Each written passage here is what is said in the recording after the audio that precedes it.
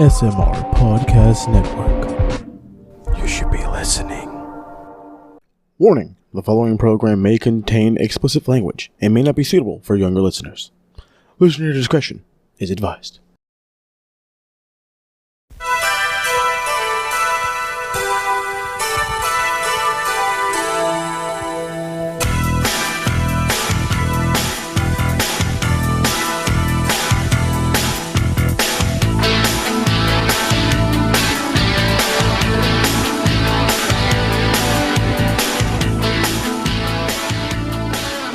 What's going on, everybody? RWT family, SMR podcast listeners, wrestling fans around the world.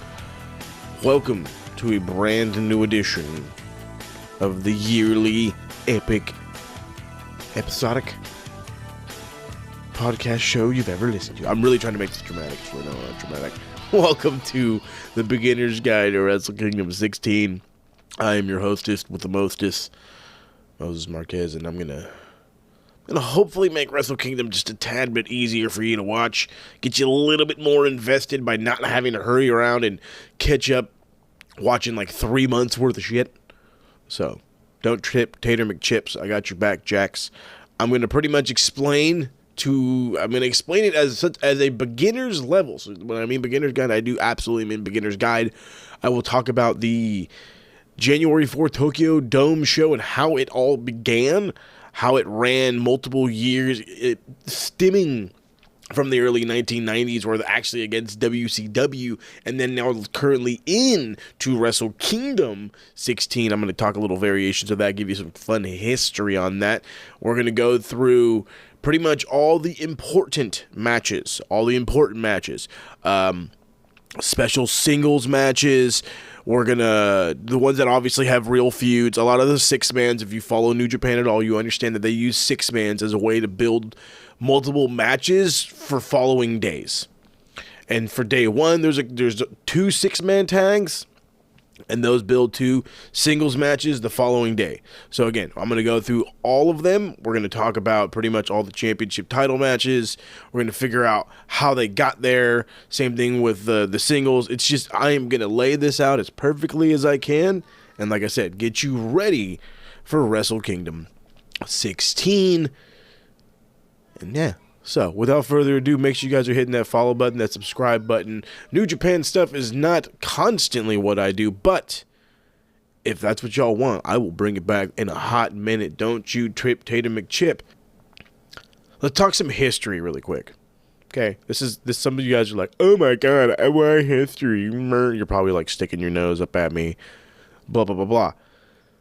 So, back in the early, if I'm not mistaken, I want to say like 91 through 93, if I'm not mistaken, 91 through 93, the first New Japan WCW Super Show wasn't January the 4th, though. It was actually March 21st, 1991, which actually had, at the time, title versus title match, Ric Flair versus Fujinami.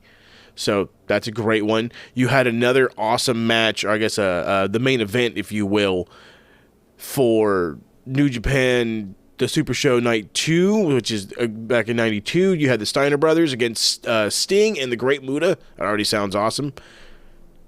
And for 93, it was Sting and Hiroshi Hashi. So, I mean, hey. Quality stuff, but as you can tell, the lineage of the January 4th Tokyo Dome show, and by January 4th Tokyo Dome, I mean that they literally hold it always on January the 4th, and it is always in the Tokyo Dome. So the lineage starts from 1991 and pushes on. So, I mean, it's just... You had, I think it was 92 was Super Warriors in Tokyo Dome. 94 was Fantastic Story in Tokyo Dome. 94 was Battlefield. 95 was Battle 7. Weird as shit, by the way. And then it goes all the way down. I want to say they started calling it Wrestling War after 96. One of them in 98 was called Final Power Hall, which... Final Power Hall. You can look it up right then and there. You got was it Muta and Sasaki for the IWGP Heavyweight Championship in that one. And then in 2005, it was still Wrestling World, but it was on a festival, Teocon.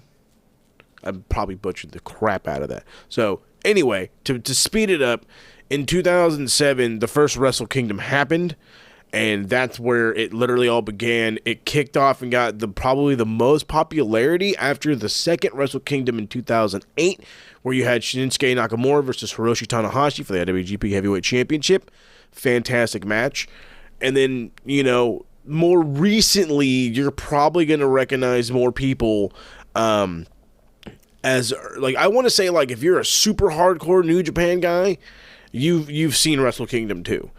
If you got into it, and I might be overstepping my bounds with this one, but this is coming from a guy with personal experience of this one. If you got into New Japan during the Kenny Omega era, the Young Bucks era, Bullet Club era, if you will, the American Bullet Club, maybe the earliest one you saw was maybe Wrestle Kingdom's, I want to say 7 or 8. I'm probably going to go with 8. Personally, 7 is one I think everybody should go out of their way and watch. That's the first Okada and Tanahashi. Could never go wrong with that one. The Wrestle Kingdom 8 was actually one that was super, what's the word I want to say? I don't want to say complicated.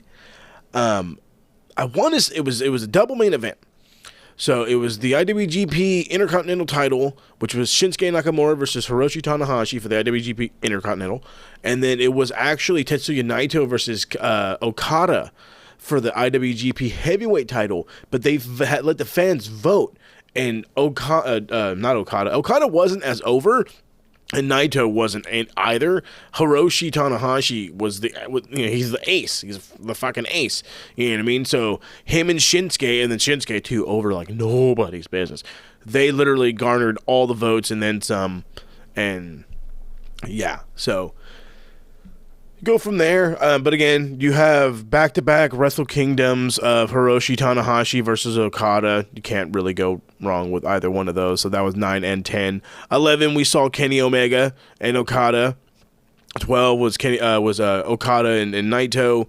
13 was Omega and Tanahashi. And then that's when they did the whole double dash nonsensory, combining the two belts. Night 1 was Okada and Ibushi. Night 2 was Okada versus Naito. Naito ended up winning.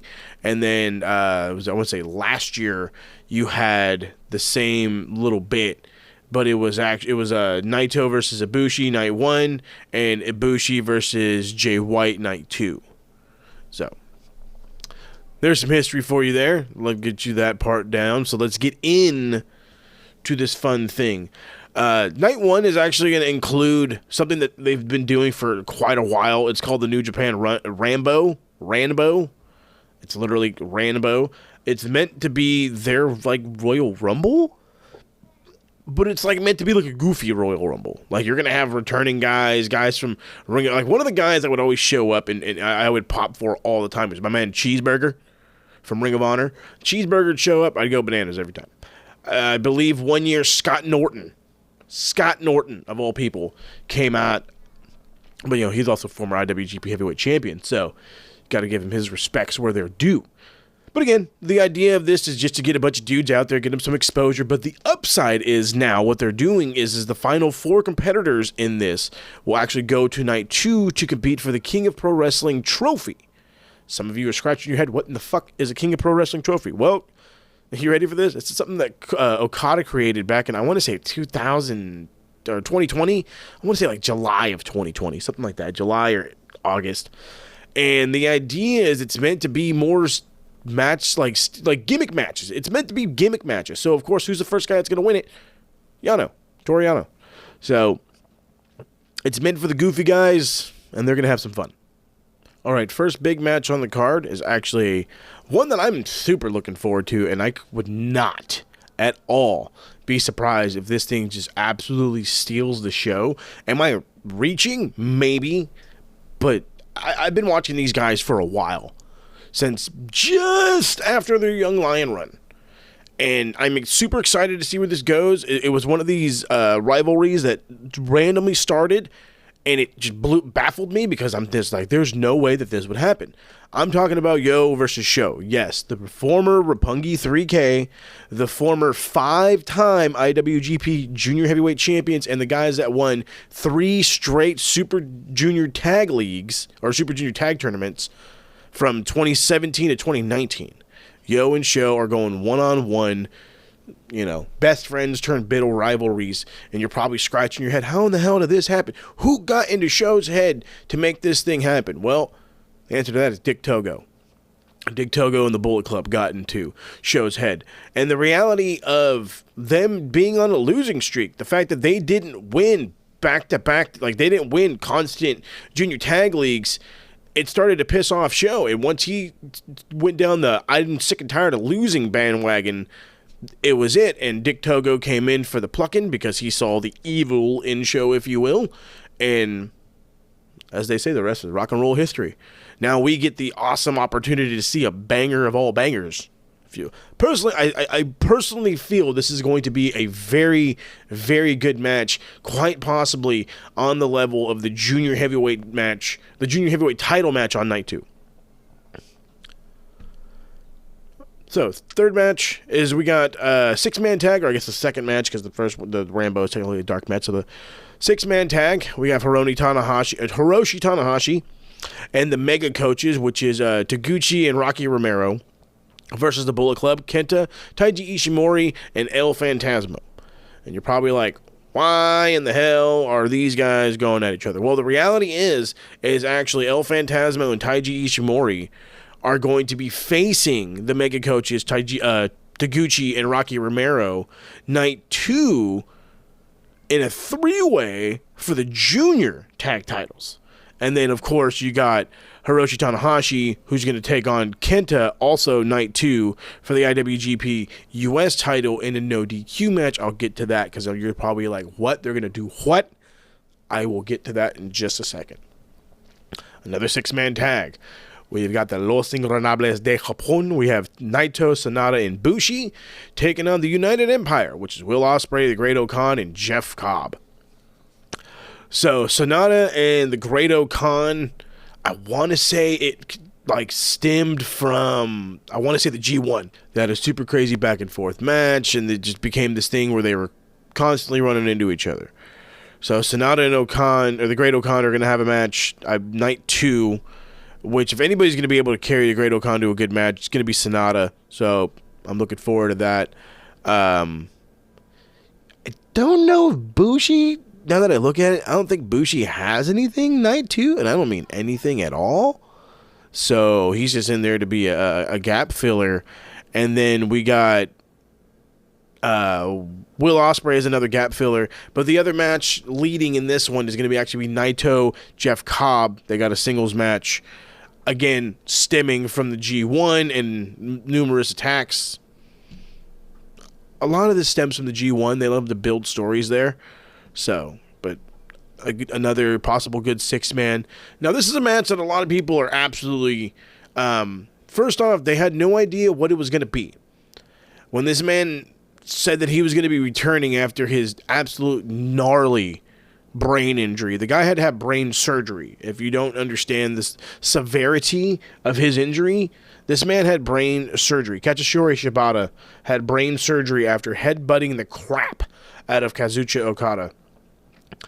Back at, I want to say it was like I don't want to say it was like Power Struggle, but it was like a relatively big show. Probably like Dominion, if I'm not mistaken. And like I said, the guy had to battle back. He had to he became a great coach for the LA dojo, and it's, things have worked out for him. And he's slowly wanted to get back in the ring because he is a wrestler, and that's what he wants to do. Well, I want to say about 2 months back, he got the clearance to have a catch wrestling match. By catch wrestling, I think they called it IWF rules or something like that. I want to say IWF sounds right. And it's basically grappling. They're in there to grapple. There are no strikes. But I believe you could still be slammed. But I don't know if they're going to slam him. But what I'm driving at is Shibata has a match. It is a catch wrestling match. There is no opponent decided yet. At least we don't know it. It's not on paper, and they're not going to say anything, considering the frickin' show is literally less than 12 hours away. Less than 10 hours away. But I will awesomely guess that it's going to be somebody, maybe like a Hiroki Goto. Maybe it'll be, and this is my original guess, and this is probably the one I will stick with, like, to the end, if you will. And that is Blue Justice Yuji Nagata. I mean, the guy is he has like a freaking national background as far as wrestling in the country of Japan. So I mean, that, or it's going to end up being somebody from the LA Dojo. Clark Connors. Who's the other guy? Clark Connors or Carl Fredericks. One of those two guys. I'm totally bubbling my way through this whole thing. My apologies. So we got our first title match of night one, and that's actually going to be the Never Openweight Championship. Tomohiro Ishii versus Evil. Now, if I'm not mistaken, I want to say Ishii just won the Never Openweight belt. And I want to say he won it in LA. If I'm not mistaken, and I didn't do my history on this part, and shame on me for this one, shame. But if I'm not mistaken, the LA show that the TSK went to, I believe this is where he had won the Never Openweight belt. I don't remember against whom. But it is what it is. But they're going to have a great one. They've had a rivalry for quite a bit. Like I said, Dick Togo, Bullet Club are literally poking at everybody. So him and Evil are going to go at it. That should be fun. Then you have the Dangerous Techers IWGP Tag Team Championship. This is the Heavyweight Tag Team Championships. So you have Taichi and Zack Sabre Jr. versus Hiroki Goto and Yoshihashi. So this is basically World Tag League. Winners of the World Tag League versus the champs. It's plain and simple. Same thing with the next one. Is actually the Junior Heavyweight Championship match. It's the winner of the Best of the Super Juniors, who is Hiromu Takahashi, taking on El Desperado. Now, they already had a banger in the Best of the Super Juniors, and so this is just going to add to it, and something tells me that they're going to put on, like, Hiromu, when the spotlight is on, I swear nobody is better. And I'm a guy that is a gigantic Okada fan. But I'm telling you, when Hiromu Takahashi turns it on, he is the best. The best. I cannot wait for that one. And then another one, the main in itself, Shingo Takagi, quite literally, and I don't mean to say it like this because it's weird, as a guy that loves AEW, and like, I understand what Kenny Omega did for New Japan, and I fully understand what Kazuchika Okada has done for New Japan as well. But let's be honest here. It's been a dark time for New Japan Pro Wrestling. It's been a dark time. And Shingo Takagi has quietly been a fucking, like, high beam in your face saying, bro, we're not dead. This guy's put on banger after banger after banger with just a who's who. I think it was the one I liked the most was him and Will Ospreay. Easy, like 5+. Like, it was killer match. Killer stuff. SMR Podcast Network. You should be listening.